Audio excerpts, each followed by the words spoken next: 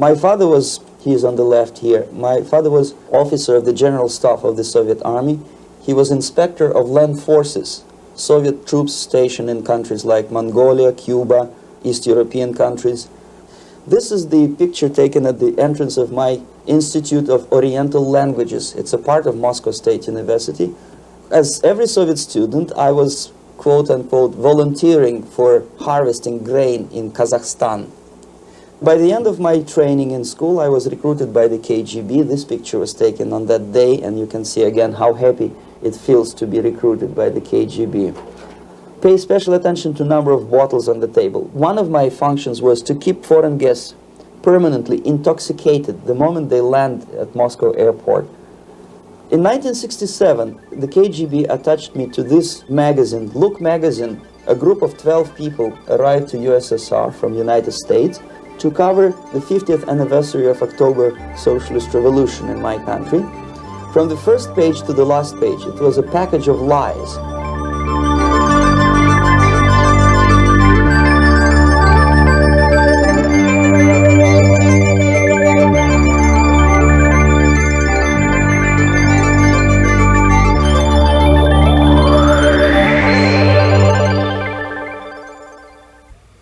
Our conversation is with Mr. Yuri Alexandrovich Bezmenov.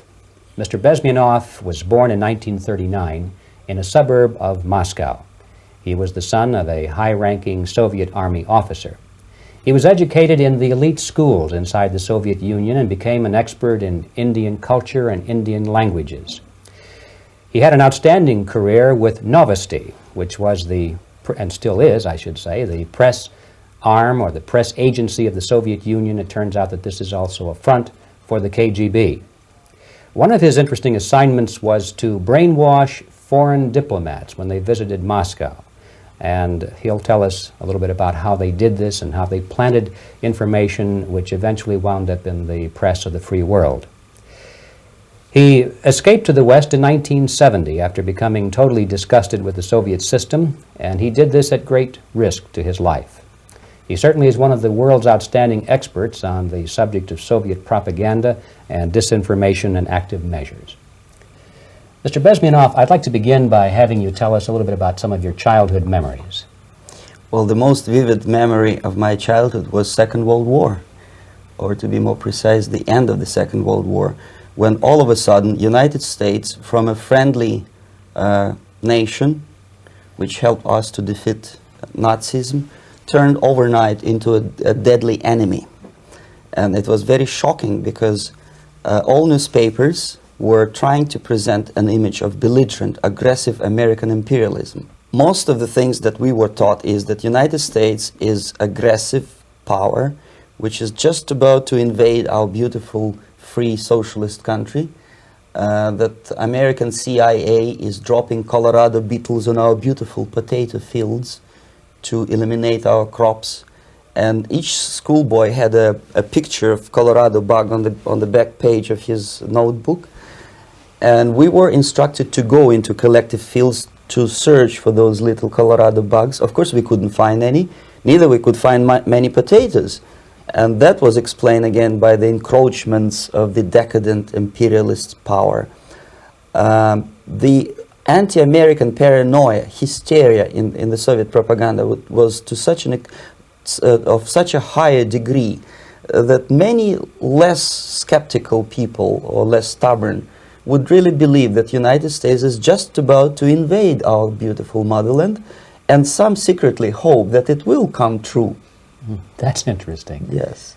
Well, getting back to life inside the Soviet Union or inside communist countries in general, in this country, at the university level primarily, we read and hear that the Soviet system is different from ours, but not that different, and that there is a convergence developing between all of the systems of the world, and that really it doesn't make an awful lot of difference what system you live under because you have corruption and dishonesty and tyranny and all that sort of thing.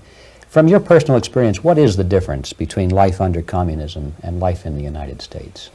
Well, life is obviously very much different for simple reason that the Soviet Union is a state capitalist economically. It's a state capitalism where an individual has absolutely no rights, no value, his life is nothing, it's just like an insect. He is disposable, whereby in the United States even the worst criminal is treated as a human being. He has a fair trial, and some of them capitalize on their crimes. They publish their memoirs in their prisons and get handsomely paid by your crazy publishers. The differences, of course, in the daily life are very various, depending on whom we are talking about. In my own private life, I never suffered from communism simply because I was brought up in a family of high-ranking military officer. Most of the doors were open for me. Most of my expenses were paid by the government, and I never had any troubles with the authorities or with the police. So, in other words, I would say I enjoyed, or I had good reasons to enjoy, all the advantages of so-called socialist system. Mm-hmm. My main motivations to defect had nothing to do with affluence. It was mainly moral indignation, moral protest, rebellion against the inhuman methods of the Soviet system. Well, specifically, what did you object to? I objected, first of all, against oppression of my own dissidents and intellectuals.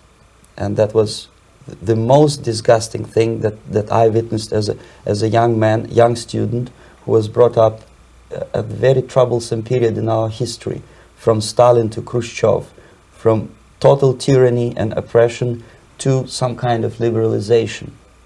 Second, when I started working for the Soviet embassy in India, to my horror, I discovered that we are millions times more oppressive than any colonial or imperialist power in the history of mankind.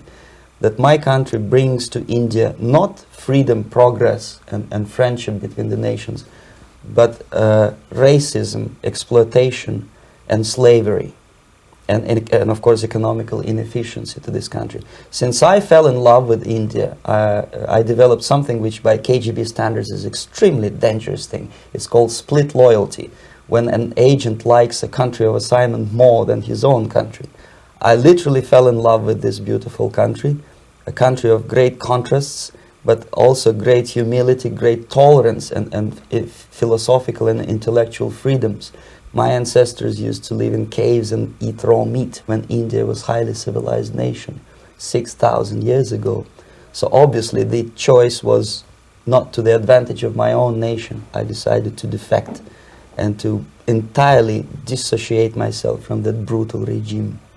Mr. Bezmenov, we've read a lot about the concentration camps and the slave labor camps under the Stalin regime. Now the general impression in America is that those things are part of the past. Are they still going on today, or what is the status? Yes. There is no qualitative change in the Soviet concentration camp system. There are changes in numbers of prisoners. Again, this is unreliable Soviet statistics. We don't know how many political prisoners are there in the Soviet concentration camps.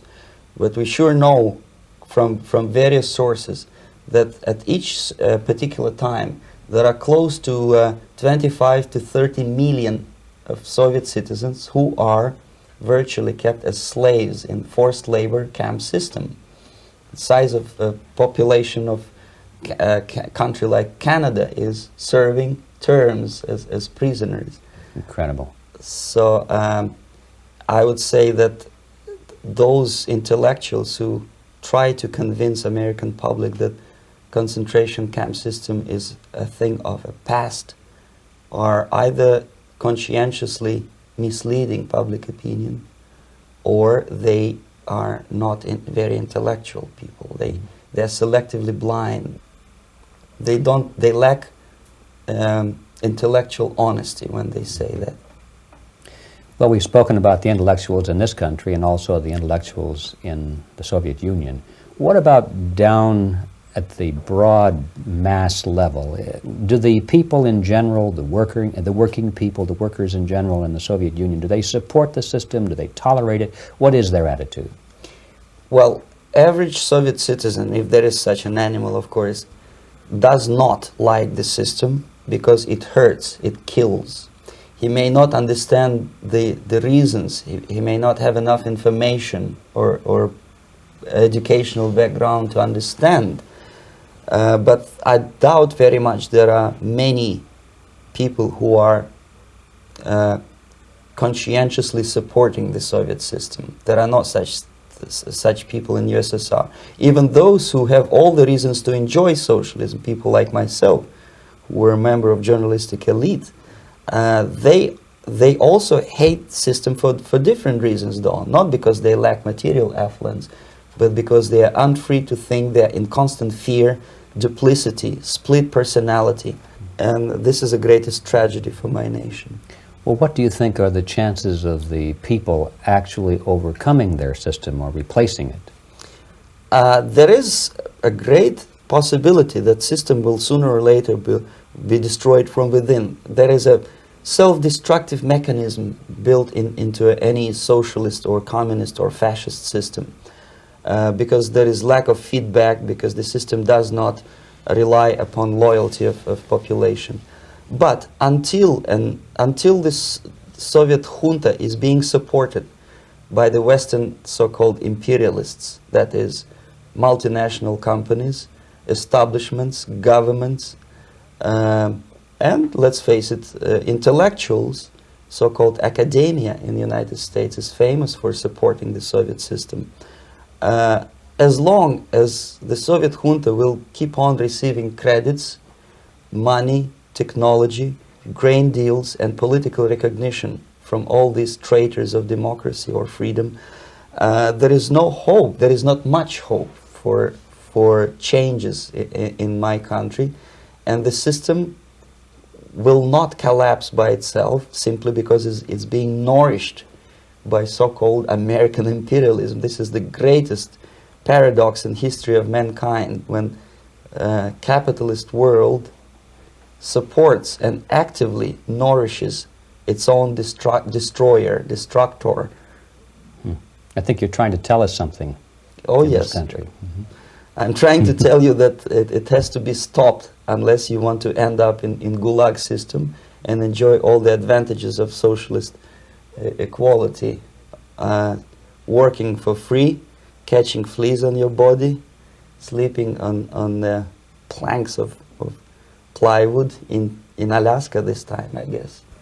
That's where Americans will belong, unless they will wake up, of course, and force their government to stop aiding Soviet fascism.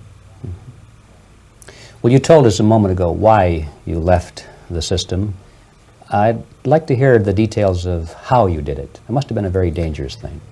It was not so dangerous, it was crazy. First of all, because defecting in India is virtually impossible, thanks to very strong pressure from the Soviet government. Excuse me, you were in India on assignment at that time. Yes, I was working for the Soviet embassy in New Delhi as a press officer. Mm-hmm. And defecting for a Soviet diplomat is next to impossible. It's a suicide, as I said, because a great friend Indira Gandhi pushed a law through parliament which says, and I quote, "No defector from any country has a right of political asylum in any embassy on the territory of Indian Republic," which is a masterpiece of hypocrisy. No other defector but a Soviet one needs a political asylum. So, knowing that perfectly well, I planned a craziest possible way to defect. I studied counterculture in India. There were thousands of young American boys and girls with no shoes, long hair, smoking hash and marijuana, studying sometimes Indian philosophy, sometimes simply pretending that they studied. And they greatly annoyed Indian police, and they were laughing stock of Indians because obviously they were good-for-nothing students. I studied carefully where they congregate, what routes they travel, what language they speak, what do they smoke. And one day I simply joined a group of hippies to avoid detection of Indian police. I was dressed as a typical hippie with blue jeans, long kameez shirts, with all kind of nice decorations like beads, long hairs. I bought a wig because for several weeks I had to turn myself from a conservative Soviet diplomat into a very progressive American hippie. And that was the only way that I could avoid detection. It was very interesting experience, but it was necessary because from my own knowledge as a member of Soviet embassy staff, I knew that there were many cases when Soviet defectors were betrayed by Indian police, and also some Western embassies played a very dirty role in betraying the Soviet defectors. According to our information, there were some, I wouldn't call them double agents, but simply immoral people working for this for the United States embassy, and confiding in people like this would be a suicide. So I had to be extremely careful. I could not trust anyone, and that was the reason for such a crazy way to defect. Well, had you been caught in the act of trying to get out, what would have happened to you? Oh, most likely I would end up in concentration camp, or depending on the situation and on the whim of some bureaucrat in KGB, maybe even executed. This is normal practice, quietly, of course, not publicly. But that would be the end of my defection, of course. Well, when did you finally make it to the United States? In 1970, after about 6 months of debriefing in Athens by the CIA, and I presume FBI too, they let me go first to Germany, then to Canada. That was my decision. I had to change my identity to protect my family and my friends in USSR. And also I was a little bit paranoid, knowing that both Soviet KGB and probably some double agents within the American system may be after me. So I wanted to settle down as far away as possible. I requested CIA to give me some kind of new identity and just let me go on my own. And I settled in Canada. I was a student. I changed many professions, from farm help and laundry truck driver to language instructor and broadcaster for Canadian Broadcasting Corporations in Montreal. Well, have you had any threats on your life or any Yes. unpleasant In about 5 years, KGB eventually discovered that I am working for Canadian Broadcasting.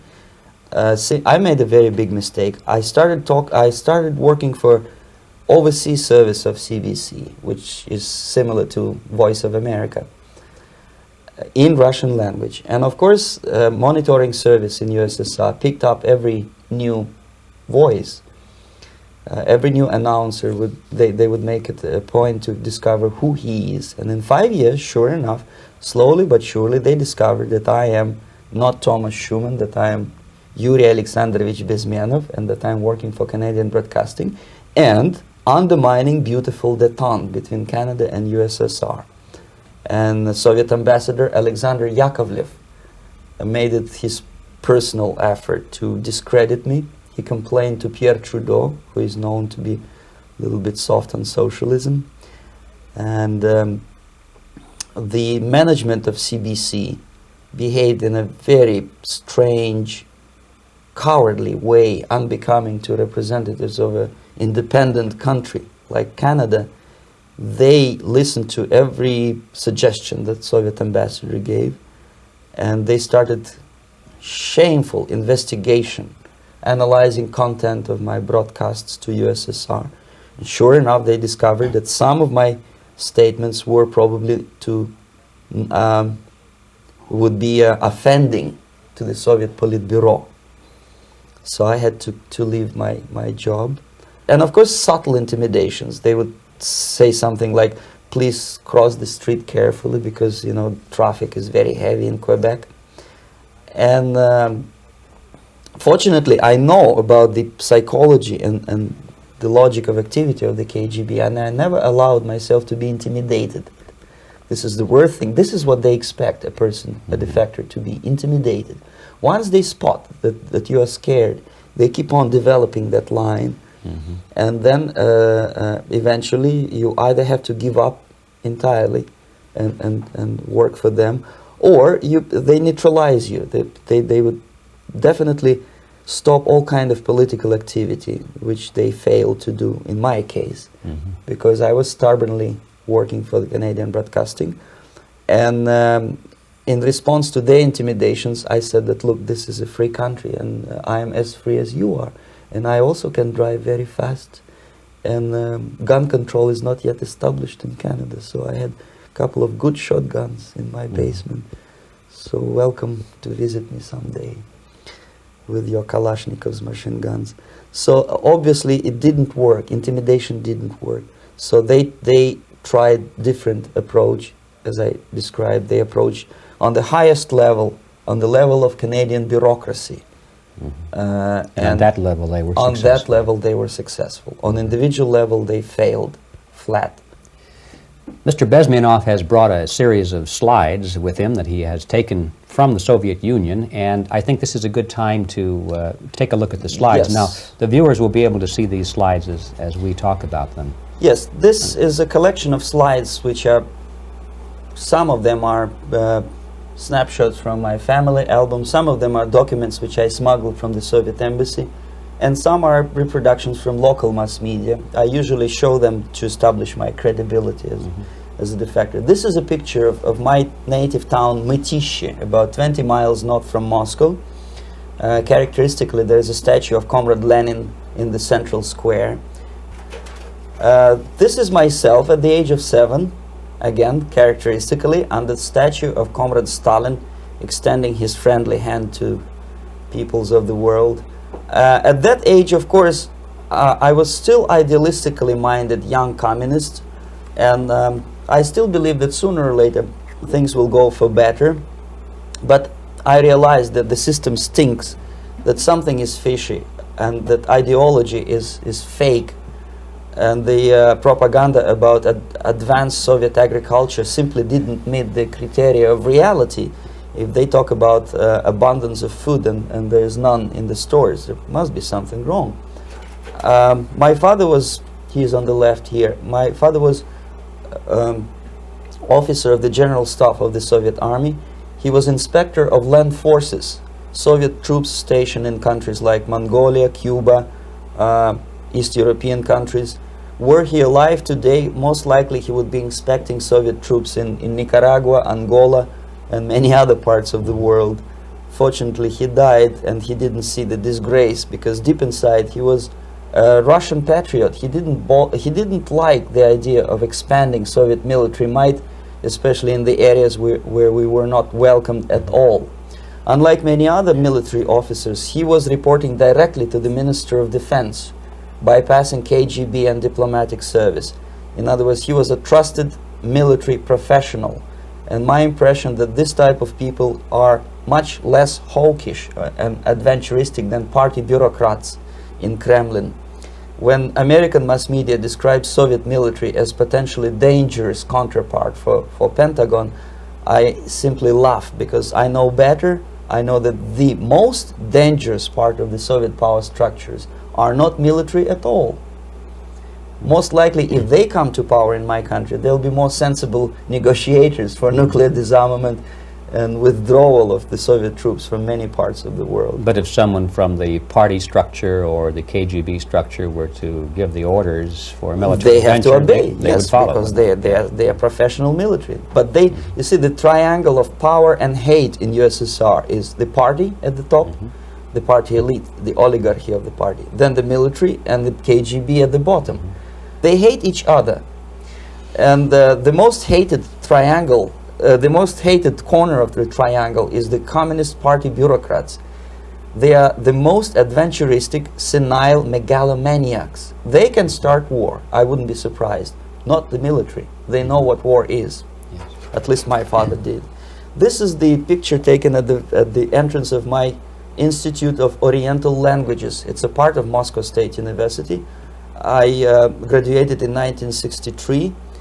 And Now, excuse me, which one were you on? I am on the right. You're on the right. And on the left is my my schoolmate Vadim Smirnov, who later was a apparatchik in the Central Committee of the Soviet Union Communist Party. What is an apparatchik?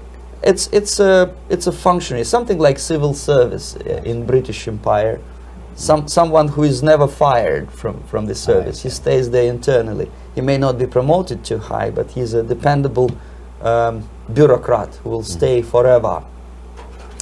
I studied not only languages but also history, literature, even music. I'm on this picture. I'm trying to learn how to play Indian musical instrument. I even tried to look like an Indian when I was second-year student. Not bad, really. Yes, actually, it was strongly encouraged by the instructors in my school, because the graduates of my school were later on employed as diplomats, foreign journalists, or spies. As every Soviet student, I was quote-unquote volunteering for harvesting grain in Kazakhstan. This is a biggest agricultural blunder of the Soviet government. But I didn't have much choice, of course, because the communist motto borrowed from the Bible says, "Those who do not work shall not eat." And you can see me eating, therefore I was working, and you can see how happy I was about it. I went through a very extensive physical and military training, including the military games in areas, suburban areas of Moscow. And here, for example, we are on a tour in Arkhangelsk area. And by the end of my training in school, I was recruited by the KGB. This picture was taken on that day, and you can see again how happy it feels to be recruited by the KGB. Our conversation with Yuri Alexandrovich Bezmenov, who is a defector from the Soviet Union, a former propaganda agent for Novosti and the KGB, will continue after this message.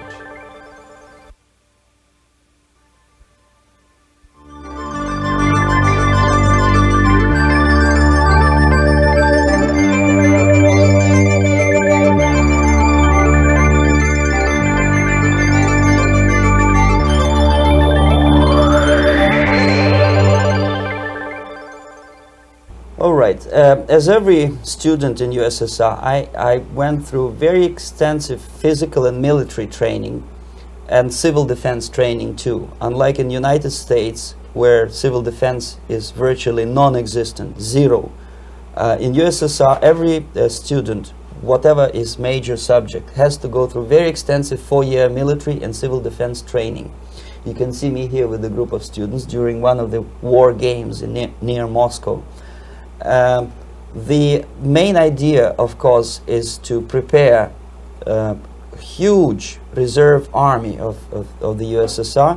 Each student has to graduate as a junior lieutenant. In my case, it was administrative and military intelligence service. My first assignment was to India as a translator with the Soviet Economical Aid Group, building refinery complexes in Bihar state and Gujarat state. At that time, I was still naively, idealistically believing that what I was doing contributes to the understanding and cooperation between the nations. It took me quite a number of years to realize that what we were bringing to India was a new type of colonialism, 1,000 times more oppressive and exploitative than any colonialism or imperialism in history of mankind. But at that time, I was still hoping that, well, maybe it's not that bad, could be worse, and things may go for better. And I even tried to implement the beautiful Marxist motto, "Proletarians of all the countries unite." I tried to unite with a nice Indian girl, and I was fascinated by Indian culture, by the family life in this country. But obviously, Communist Party had different plans for my genes, so I had to marry this beautiful Russian girl. In the span of my career, I married 3 times. Most of these marriages were marriages of convenience, on advice from the Department of Personnel. This is normal practice in USSR. When a Soviet citizen is assigned to a foreign job, he has to be married, either to keep family in USSR as hostages, or, if it's a convenience marriage like mine, so that the husband and wife are virtually informers on each other to prevent defection or contamination by decadent imperialist or capitalist ideas. In my case, I hated that girl so much that the moment I landed in Moscow, we were divorced, and I married later, second time. By the end of my first assignment in India, I was promoted to the position of public relation officer. You can see me here translating a speech by a Soviet boss. And you're on the right. I'm on the right here, yes. And it was, the occasion was commissioning of the refinery complex in Bihar, Barauni. Back in Moscow, I was immediately recruited by Novosti Press Agency, which is a propaganda and ideological subversion front for the KGB. 75% of the members of the Novosti are commissioned officers of the KGB. The other 25 are, like myself, co-opted agents who are assigned to specific operations. In this particular case, you can see me talking to students of Lumumba Friendship University in Moscow. This is a huge school under the direct control of the KGB and Central Committee, where future leaders of the so-called national liberation movements are being educated and selected carefully. And some of them have absolutely, this, for example, is a group of students from Lumumba. They don't look like students at all. They look more like military, and that's exactly what they were. They were dispatched back to their countries to be leaders of the so-called national liberation movements, or to be translated into normal human language, leaders of international terrorist groups. Another area of activity when I was working for the Novosti was to accompany groups of so-called progressive intellectuals, writers, journalists, publishers, teachers, professors of colleges. You can see me here in Kremlin. I'm second on the left, with a group of Pakistani and Indian intellectuals. Most of them pretended they don't understand that we are actually working on behalf of the Soviet government and the KGB. They pretended that they are actually being guests, VIP intellectuals, that they are treated according to their merits and their intellectual abilities. For us, they were just a bunch of political prostitutes to be taken advantage for various propaganda operations. Therefore, you can see perfectly well the senior colleague of mine on the left doesn't really have that much respect on his face, and myself with a very skeptical smile, typical KGB sarcastic smile, anticipating another victim of ideological brainwashing. This is how a typical conference in Novosti headquarters in Moscow looked like. Sitting in the middle is Boris Burkov, the then director of Novosti Press Agency, high-ranking party bureaucrat in the Department of Propaganda. I am standing next to a famous Indian poet, Sumitranandan Pant. He was famous because he was an author. He was the author of a famous poem titled Rhapsody to Lenin. That's why he was invited to USSR, and everything was paid by the Soviet government. Pay special attention to number of bottles on the table. This is one of the ways to kill the awareness or curiosity of foreign journalists. One of my functions was to keep foreign guests permanently intoxicated the moment they land at Moscow airport. I had to take them to the VIP lounge and toast to friendship and understanding between the nations of the world. Glass of vodka, then a second glass of vodka. And in no time, my guests would be feeling very happy. They would see everything in kind of pink, nice color. And that's the way I had to keep them permanently for the next 15 or 20 days. At certain point in time, I had to withdraw alcohol from them so that some of them, who are the most recruitable, would feel a little bit shaky, guilty, trying to remember what they were talking last night. That's the time to approach them with all kind of nonsense, such as joint communique or statement for Soviet propaganda. That's the time they are the most flexible. And of course, what they didn't understand, they didn't realize or pretended not to realize, that myself, who was drinking together with them, was not drinking at all. I had ways to get rid of alcohol through various techniques, including special pills which were given to me by my colleagues. But they were taking it seriously. In other words, they would consume quite large volumes of alcohol and feel quite uneasy next morning. In 1967, the KGB attached me to this magazine, Look magazine.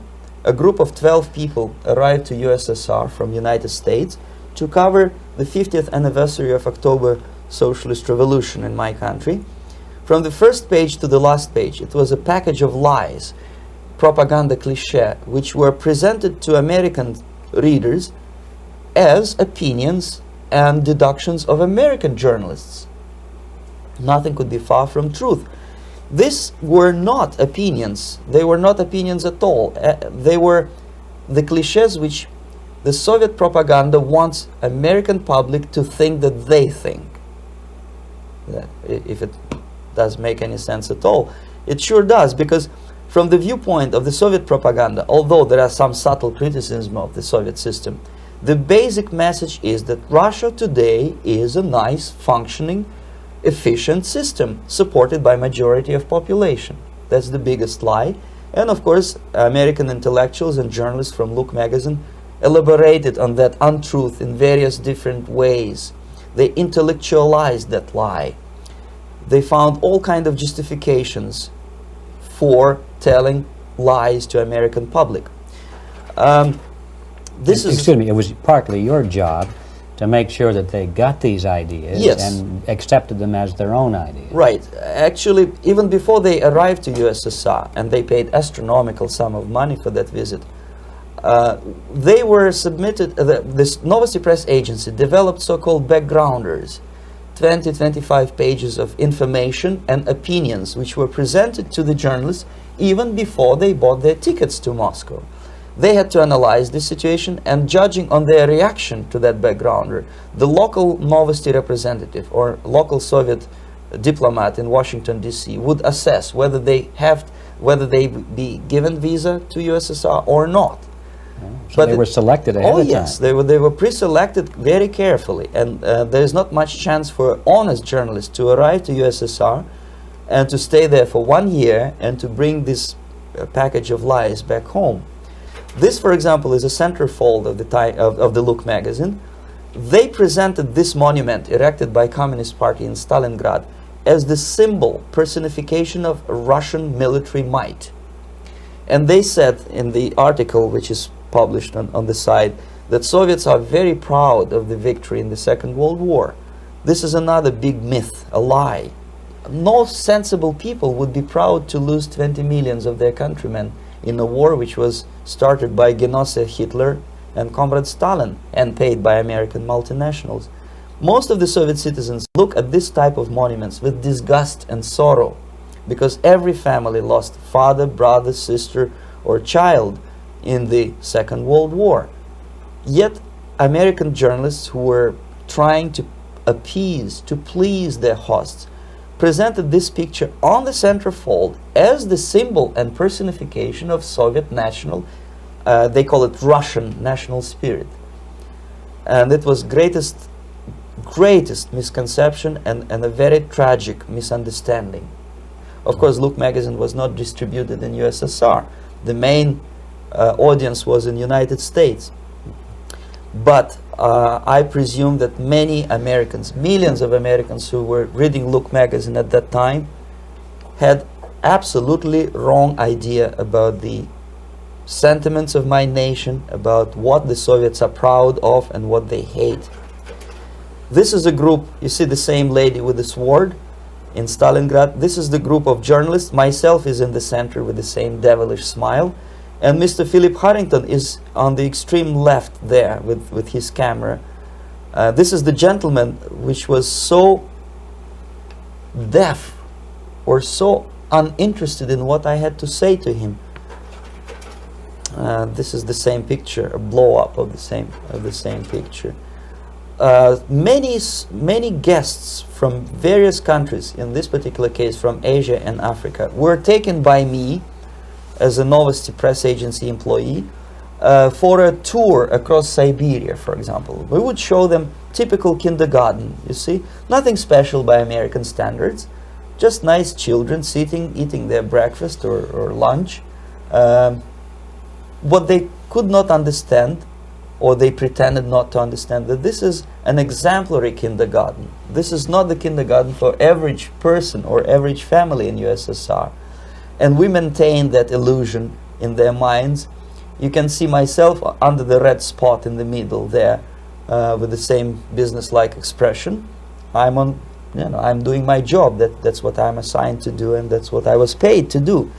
But deep inside, I still hope that at least some of these useful idiots would understand that what they are looking at has nothing to do with the level of affluence in my nation. This is a better picture which reflects the true spirit of the Soviet childhood. This picture was printed in a Canadian government publication by mistake. In the middle you can see children playing on a small courtyard, and the caption goes, "This is a typical kindergarten in Siberia." What these idiots didn't understand, that it is not kindergarten at all. It is a prison for children of political prisoners. But there was not a single mentioning that what they were visiting actually was an area of concentration camps. And the job of people like myself to help them to not to notice that they are actually talking to prisoners. Most of the children were dressed, especially on the occasion of the foreigners' visit. Of course, there were no corpses on the ground. There were no machine gun guards, and well, it looks not very pleasant, as you see. It looks dull, but obviously it does not create an impression that this is actually a prison. Well, did any of the journalists have the curiosity to ask about prisons and that kind of thing? Yes. They were in Siberia. This Yes. is what you associate. Yes, some of them asked questions, and naturally we would give them, for the stupid question, we give them stupid answer. No, there are no prisons in Siberia. No, most of the people who you see are free citizens of USSR. They are very happy to be here, and they are contributing to the glory of the socialist system. Some of them pretended that they believe what I was telling them, and most of them, we may discuss it later, what are the motivations of these people? Why would they stubbornly bring lies to their own population through their own mass media? I have various answers to this. There is not a single explanation. It's a complex of explanations. It's fear, pure biological fear. They understand that they are on the territory of an enemy state, a police state. And just to save their rotten skins and their miserable jobs, their affluence back home, they would prefer to tell a lie than to ask truthful questions and report truthful information. Second, most of these schmucks were afraid to lose their jobs, because obviously if you tell truth about my country, you will not last long as a correspondent of New York Times or Los Angeles Times. They will fire you. What kind of correspondent are you? You obviously cannot find common language with Russians if they kick you out in 24 hours. So just by trying to be conformist to their own editorial bosses, they tried not to offend the sentiments of the Soviet administrators and people like myself. Deep inside, I hope they would insult my or offend my sentiments. Obviously, they preferred not to. Another reason, I refuse to believe it, but obviously there is another reason. Obviously, it's a greed. These people earn a lot of money. When they come back to USA, they claim that they are experts on my country. They write books which sells in million copies, titled like Russians, The Truth About Russia. Most of it is lie about Russia. Yet they claim to be Sovietologists. They play back myth about my country, the propaganda cliches. Yet they stubbornly resist the word of truth. If a person like Solzhenitsyn is either defecting or kicked out of USSR, they try all their best to discredit him and to discourage him. I don't have much chance to appear on national network with a true story about my country. But a useful idiot like Hendrik Smith or Robert Kaiser, they are big heroes. They come back from USSR. They say, oh, we were talking to dissidents in Russia. Big deal. Soviet dissidents are chasing American correspondents in the streets, and they are cowardly escaping from these contacts. For some strange reason, if you want to know more about Spain, you refer to Spanish writers. If you want to learn more about French, you read French writers. Even about Antarctica, I bet you would read Penguins. Only about the Soviet Union, for some strange reason, you read Hendricks and Schmendricks and all kind of Kissingers, because they claim that they know more about my country. They know nothing, or next to nothing, or they pretend that they know more than they actually do. I would say they are dishonest people who lack integrity and common sense and intellectual honesty. They bring back all kind of stories like that. A kindergarten in Siberia. Omitting the most important fact, it's a prison for children of political prisoners. Another greatest example of monumental idiocy of American politicians. Edward Kennedy was in Moscow, and he thought that he is a popular, charismatic American politician who is easygoing, who can smile, dance at the wedding in Russian Palace of Marriages. What he did not understand, or maybe he pretended not to understand, that actually he was being taken for a ride. This is a staged wedding, especially to impress foreign media or useful idiots like Ed Kennedy. Most of the guests there, they had security clearance, and they were instructed what to say to foreigners. This is exactly what I was doing. You can see me in the same damn wedding palace in Moscow where Ed Kennedy was dancing here. You see, smiling. He thinks he's very smart.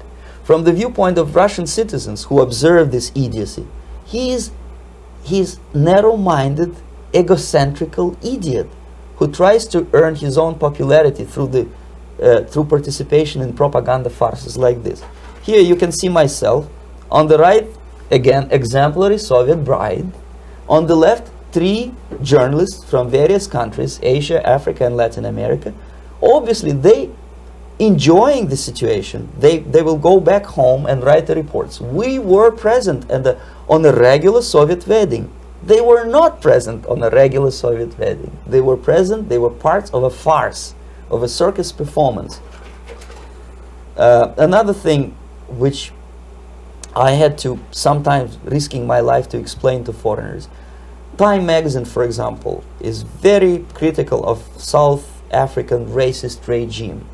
The whole article was dedicated to the shameful internal passport system where blacks are not allowing to live with whites. For some strange reason, for the last 14 years since my defection, nobody wanted to pay attention to my passport. This is my passport. It also shows my nationality, and it has a police rubber stamp, which is called propiska in Russian language, which assigns me to a certain area of residence. I cannot leave that area, same way as this black man cannot leave the area in South Africa. Yet we call South African government racist regime. Not a single Jane Schmonda or Fonda is brave enough, courageous enough to come to media and say, look, this is what happens in USSR. I send a copy of my passport to many American liberals and civil rights defenders and all the other useful idiots. They never bothered to answer me back. This shows what kind of integrity, what kind of honesty these people are. They're a bunch of hypocrites because they don't want to recognize a good example of racism in my country. This is the first stage of befriending a professor. You can see myself on the left with the same James Bond smile.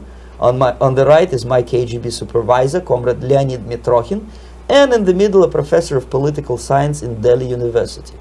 The next stage would be to invite him to a gathering of Indo-Soviet Friendship Society. There he is sitting next to his wife before he is being sent to USSR for free trip. Everything is paid by the Soviet government.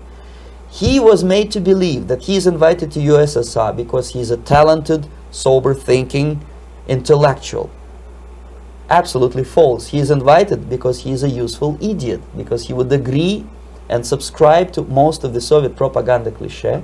And when he is coming back to his own country, he is going for years and years to teach the beauties of Soviet socialism to newer and newer generations of his students, thus promoting the Soviet propaganda line.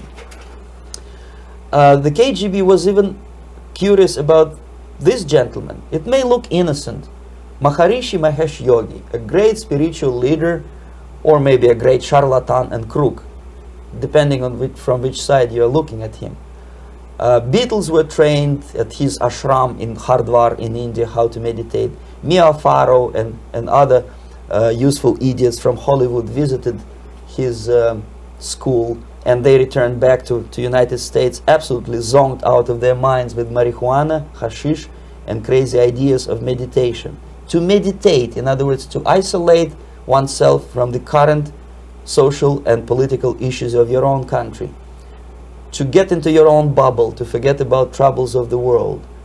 Obviously, KGB was very fascinated with such a beautiful school, such a brainwashing center for stupid Americans. I was dispatched by the KGB to check what kind of VIP Americans attend this school. That's you on the left. Yes, I'm on the left. I was trying to get enrolled in that school. Unfortunately, the Maharishi Mahesh Yogi asked too much. He wanted $500 American for enrollment. But my function was not actually to get enrolled in the school. My function was to discover what kind of people from United States attend this school. And we discovered that yes, there are some influential members of family, public opinion makers of United States who come back with the crazy stories about Indian philosophy. Indians themselves look upon them as idiots, useful idiots. To say nothing about KGB, who looked at them as extremely naive, misguided people. Obviously, a VIP, say a wife of a congressman or a prominent Hollywood personality, after being trained in that school, is much more instrumental in the hands of manipulators of public opinion and KGB than a normal person who understands, who looks through this type of fake religious training. Why would they be more susceptible to manipulation? I just mentioned that because you see, a person who is too much involved in introspective meditation. You see, if you carefully look what Maharishi Mahesh Yogi is teaching to Americans, is that most of the problems, most of the burning issues of today can be solved simply by meditating. Don't rock the boat. Don't get involved. Just sit down, look at your navel and meditate. And the things, due to some strange logic, due to cosmic vibration, will settle down by themselves. This is exactly what the KGB and Marxist-Leninist propaganda wants from Americans, to distract their opinion, attention, and mental energy from real issues of the United States into a non-issues, into a non-world, non-existent harmony. Obviously, it's more beneficial for the Soviet aggressors to have a bunch of duped Americans than Americans who are self-conscious, healthy, physically fit, and alert to the reality. Maharishi Mahesh Yogi obviously is not on the payroll of the KGB.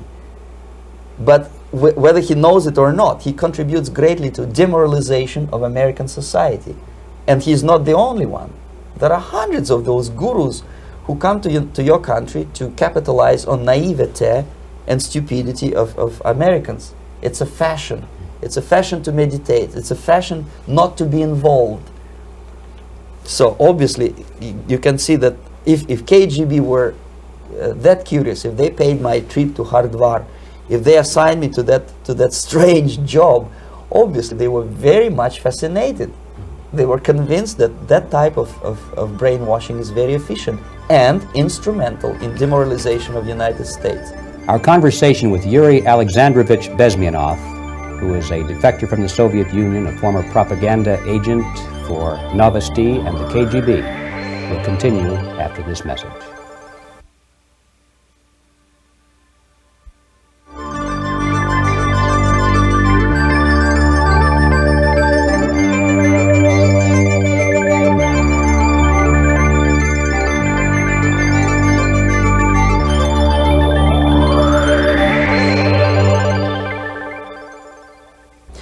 This picture shows the part of the building of USSR embassy, and my supervisors. On the left is Comrade Mehdi, an Indian communist, and on the right, Comrade Mitrokhin, my supervisors in the secret department of research and counter-propaganda.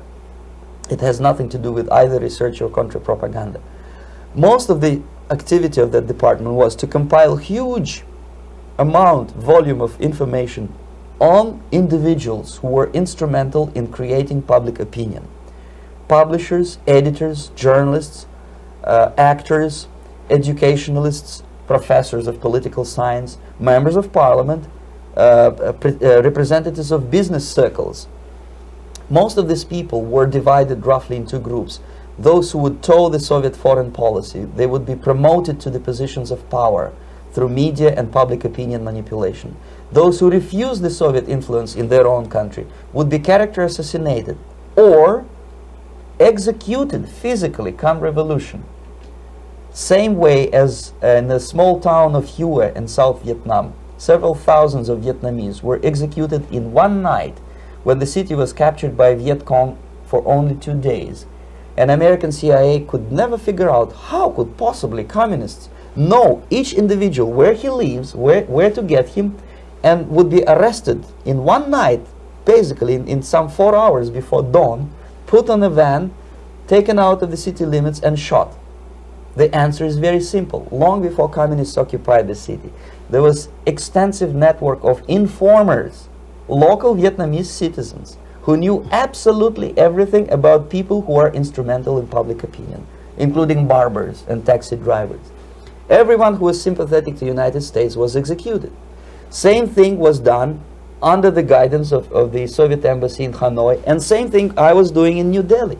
To my horror, I discovered that in the files where people were doomed to execution, there were names of pro-Soviet journalists with whom I was personally friendly. Pro-Soviet? Yes. They were idealistically minded leftists who made several visits to USSR, and yet the KGB decided that come revolution or drastic changes in political structure of India, they will have to go. Why is that? Because they know too much.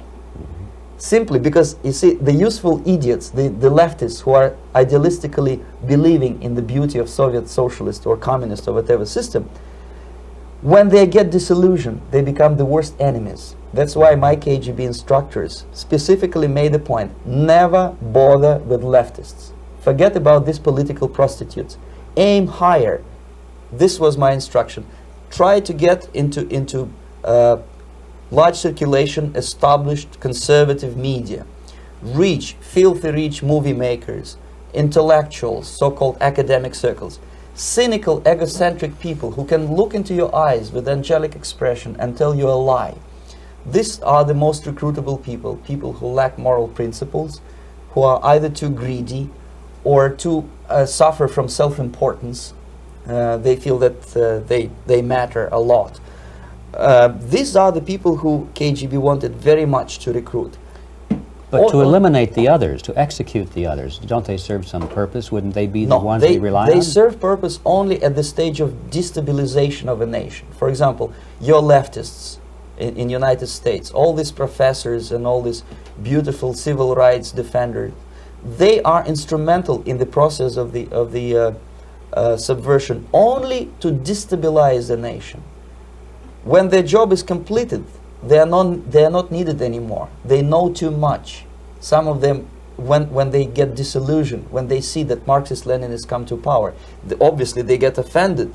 They think that they will come to power. That will never happen, of course. They will be lined up against the wall and shot. But they may turn into the most bitter enemies of Marxist-Leninists when they come to power. And that's what happened in Nicaragua. You remember most of these former Marxist-Leninists were either put to prison or one of them split, and now he's working against Sandinistas. It happened in Grenada when Maurice Bishop was already a Marxist. He was executed by a new Marxist who was more Marxist than this Marxist. Same happened in Afghanistan when first there was Taraki, he was killed by Amin, then Amin was killed by Babrak Karmal with the help of KGB. Same happened in Bangladesh when Mujibur Rahman, very pro-Soviet leftist, was assassinated by his own Marxist-Leninist military comrades. It's the same pattern everywhere. The moment they serve their purpose, all the useful idiots are either be executed entirely, all the idealistically minded Marxists, or exiled or put in prisons, like in Cuba. Many former Marxists are in Cuba, in prison. So most of the Indians who were cooperating with the Soviets, especially with our Department of Information of the USSR Embassy, were listed for execution. And when I discovered that fact, of course I was sick. I was mentally and physically sick. I thought that I'm going to explode one day during the briefing at the ambassador's office. I would stand up and say something that we are basically a bunch of murderers. That's what we are. It has nothing to do with friendship and understanding between the nation and blah, blah, blah. We are murderers. We behave as a bunch of thugs in a country which is hospitable to us, a country which with ancient traditions. But I did not defect. I tried to get the message across. To my horror, nobody wanted even to listen, least of all to believe what I had to say. And I tried all kinds of tricks. I would leak information through letters or lost documents or something like that, and still I got no message. The message was not published even in the conservative mass media of India. The immediate impulse to defect was Bangladesh crisis, which was described by American correspondents as Islamic grassroots revolution, which is absolute baloney. There was nothing to do with Islam, and there was no grassroots revolution. Actually, there are no grassroots revolutions, period. Any revolution is a byproduct of a highly organized group of conscientious and professional organizers, but has nothing to do with grassroots. In Bangladesh, it was nothing with grassroots. Most of the Awami League party members, Awami League means People's Party, were trained in Moscow in the High Party School. Most of the Mukti Fauj leaders, Mukti Fauj in Bengali means People's Army, same as SWAPO and all kind of liberation armies all over the world, the same bunch of useful idiots. They were trained at Lumumba University and various centers of the KGB in Simferopol, in Crimea, and in Tashkent. So when I saw that Indian territory is being used as a jumping board to destroy East Pakistan, I saw myself thousands of so-called students traveling through India to East Pakistan, through the territory of India, and Indian government pretended not to see what's going on. They knew perfectly well, the Indian police knew it, the intelligence department of the Indian government knew it, the KGB of course knew it, and the CIA knew it. That was most infuriating, because when I defected and I explained to the CIA debriefers they should watch out because East Pakistan is going to erupt any moment, they said I was reading too many James Bond novels. Anyway, so East Pakistan was doomed. One of my colleagues in the Soviet consulate in Calcutta, when he was dead drunk, he ventured into the basement to relieve himself, and he found big boxes which said printed matter to Dhaka University. Dhaka is the capital of East Pakistan. And since he was drunk and curious, he opened one of the boxes and he discovered not printed matter. He discovered Kalashnikov guns and ammunition in there. Anyway, it's a long story. When I saw the preparations for the invasion into East Pakistan, obviously I wanted to defect immediately. The only thing I couldn't at that time make up my mind when and where and how. One of the reasons, of course, you see, I was in love with India. I mentioned that before. I spoke the languages. I socialized with people. And I understood that I had to act fast unless I want this beautiful country to be permanently and irreparably damaged by our presence. One of the reasons not to defect was, as you can see, I was living in relative affluence. Who the hell in the normal mind would defect and do what? To be abused by your media, to be called McCarthyist and fascist and paranoid, or to drive a taxi in New York City? What for? What the hell for should I defect? To be abused by Americans, to be insulted in exchange for my effort to bring the truthful information about impending danger of subversion. As you can see, I was living in quite a comfortable conditions next to swimming pool, where Indians were not allowed, by the way. I was highly paid expert in propaganda. I had my family. I was respected by my nation. My career was cloudless. The third reason, how to defect with the family. To defect with the baby and the wife would be virtual suicide, because according to law, that hypocritical law which I quoted before, the Indian police will have to hand me over back to the KGB, and that will be the end of my defection and probably my life. Again, I cannot smuggle my wife because she was not quite sure what I was doing. She was not that idealistically involved, and she was definitely not in the total picture of what I was doing for the KGB. She would be shocked if I put her in my van and drive her to the American embassy or elsewhere. That would be a greatest danger. So again, I had to defect in such a way that my defection would look as simple disappearance. And there were many cases like that when the Soviet agents simply disappeared, either killed in action or, thanks to their curiosity and their close contacts with radicals, some of them were killed by the Marxists, by the way. It happened in many African countries when the Soviet KGB were killed by Africans themselves. Not because they hated Marxism-Leninism, but because they were simply trigger-happy bunch of unruly characters. If you give them a machine gun, they will shoot. And some of the Soviets obviously were not careful enough to protect themselves, and they got into embarrassing situations when they were shot at the crossfire between factions of so-called liberation movements. Anyway, so I decided, as I said, to study the counterculture. I decided this probably would be the best way to disappear. I socialized with characters like this. On the left, you see, is a barefoot American hippie. It took me quite a long time to study exactly what they were doing and how to mix with them. But eventually I did it. Most of Indian newspapers carried my picture and promise of 2,000 rupees for information about my whereabouts.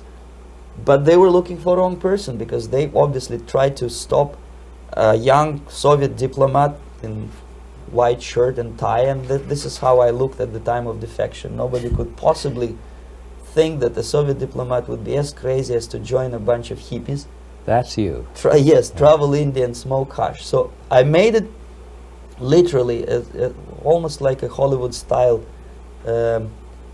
detective story.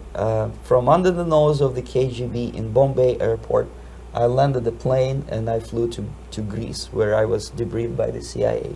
That's basically that's all for my slides. We can turn off the projector then. That's very interesting. Well, you spoke several times before about ideological subversion. That is a phrase that I'm afraid some Americans don't fully understand. When the Soviets use the phrase ideological subversion, what do they mean by it?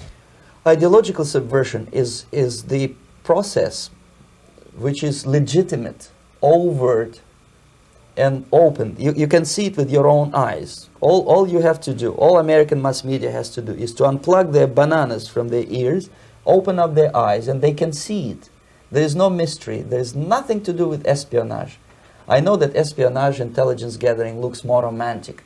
It sells more deodorants through the advertising, probably. That's why your Hollywood producers are so crazy about James Bond type of thrillers. But in reality, the main emphasis of the KGB is not in the area of intelligence at all. According to my opinion and opinion of many defectors of my caliber, only about 15% of time, money, and manpower is spent on espionage as such. The other 85% is a slow process which we call either ideological subversion or active measures, активные мероприятия in the language of the KGB, or psychological warfare. What it basically means is to change the perception of reality of every American to such an extent that despite of the abundance of information, no one is able to come to sensible conclusions in the interests of defending themselves, their families, their community, and their country. It's a great brainwashing process which goes very slow, and it's divided in 4 basic stages. The first one being demoralization. It takes from 15 to 20 years to demoralize a nation. Why that many years? Because this is the minimum number of years which requires to educate one generation of students in the country of your enemy. exposed to the ideology of the enemy. In other words, Marxism-Leninism ideology is being pumped into the soft heads of at least 3 generations of American students without being challenged or counterbalanced by the basic values of Americanism, American patriotism. The result you can see. Most of the people who graduated in the 60s, dropouts or half-baked intellectuals, are now occupying the positions of power in the government, civil service, business, mass media, educational system. You are stuck with them. You cannot get rid of them. They are contaminated. They are programmed to think and react to certain stimuli in a certain pattern. You cannot change their mind, even if you expose them to authentic information, even if you prove that white is white and black is black. You still cannot change the basic perception and the logic of behavior. In other words, these people, the process of demoralization is complete and irreversible. To get rid society of these people, you need another 20 or 15 years to educate a new generation of patriotically minded and common sense people who would be acting in favor and in the interests of the United States society. And yet these people who've been programmed and, as you say, in place and Yes. who are favorable to an opening with the Soviet concept, these are the very people who would be marked for extermination in this country? Most of them, yes. Simply because the psychological shock when they will see in future what the beautiful society of equality and social justice means in practice, obviously they will revolt. They will be very unhappy, frustrated people. And the Marxist-Leninist regime does not tolerate these people. They will join the links of dissenters, dissidents. Yes. Unlike in present United States, there will be no place for dissent in future Marxist-Leninist America. Here you can get popular like Daniel Ellsberg and filthy rich like Jane Fonda for being dissident, for criticizing your Pentagon. In future, these people will be simply squashed like cockroaches. Nobody is going to pay them nothing for their beautiful, noble ideas of equality. This they don't understand, and it will be a greatest shock for them, of course. The demoralization process in the United States is basically completed already. For the last 25 years, actually it's overfulfilled, because demoralization now reaches such areas where previously not even Comrade Andropov and all his experts would even dream of such a tremendous success. Most of it is done by Americans to Americans, thanks to lack of moral standards. As I mentioned before, exposure to true information does not matter anymore. A person who was demoralized is unable to assess true information. The facts tell nothing to him. Even if I shower him with information, with authentic proof, with documents, with pictures, even if I take him by force to the Soviet Union and show him concentration camp, he will refuse to believe it until he is going to receive a kick in his fat bottom. When a military boot crashes his balls, then he will understand, but not before that. That's the tragic of the situation of demoralization. So basically America is stuck with demoralization, and unless, even if you start right now, here, this minute, you start educating new generation of Americans, it will still take you 15 to 20 years to turn the tide of ideological perception of reality back to normalcy and patriotism. The next stage is destabilization. This time, subverter does not care about your ideas and the patterns of your consumption. Whether you eat junk food and get fat and flabby, doesn't matter anymore. This time, and it takes only from 2 to 5 years to destabilize a nation, what matters is essentials: economy, foreign relations, defense systems. And you can see it quite clearly that in some areas, in such sensitive areas as defense and economy, the influence of Marxist-Leninist ideas in the United States is absolutely fantastic. I could never believe it 14 years ago when I landed in this part of the world, that the process will go that fast. The next stage, of course, is crisis. It may take only up to 6 weeks to bring a country to the verge of crisis. You can see it in Central America now. And after crisis, with a violent change of power, structure, and economy, you have so-called the period of normalization. It may last indefinitely. Normalization is a cynical expression borrowed from Soviet propaganda. When the Soviet tanks moved into Czechoslovakia in '68, Comrade Brezhnev said, "Now the situation in brotherly Czechoslovakia is normalized." This is what will happen in the United States if you allow all these schmucks to bring the country to crisis, to promise people all kind of goodies and the paradise on earth, to destabilize your economy, to eliminate the principle of free market competition, and to put a big brother government in Washington, D.C., with benevolent dictators like Walter Mondale, who will promise lots of things, never mind whether the promises are fulfillable or not. He will go to Moscow to kiss the bottoms of new generation of Soviet assassins, never mind. He will create false illusions that the situation is under control. Situation is not under control. Situation is disgustingly out of control. Most of the American politicians, media, and educational system trains another generation of people who think they are living at a peacetime. False. United States is in the state of war, undeclared total war against the basic principles and the foundations of this system. And the initiator of this war is not Comrade Andropov, of course. It's the system. However ridiculous it may sound, the world communist system or the world communist conspiracy, whether I scare some people or not, I don't give a hoot. If you are not scared by now, nothing can scare you. But you don't have to be paranoid about it. What actually happens now, that unlike myself, you have literally several years to live on unless the United States wake up. The time bomb is ticking. With every second, the disaster is coming closer and closer. Unlike myself, you will have nowhere to defect to, unless you want to live in Antarctica with penguins. This is it. This is the last country of freedom and possibility. Okay, so what do we do? What is your recommendation to the American people? Well, the immediate thing that comes to my mind is, of course, there must be a very strong national effort to educate people in the spirit of real patriotism, number one. Number two, to explain them the real danger of socialist, communist, whatever, welfare state, big brother government.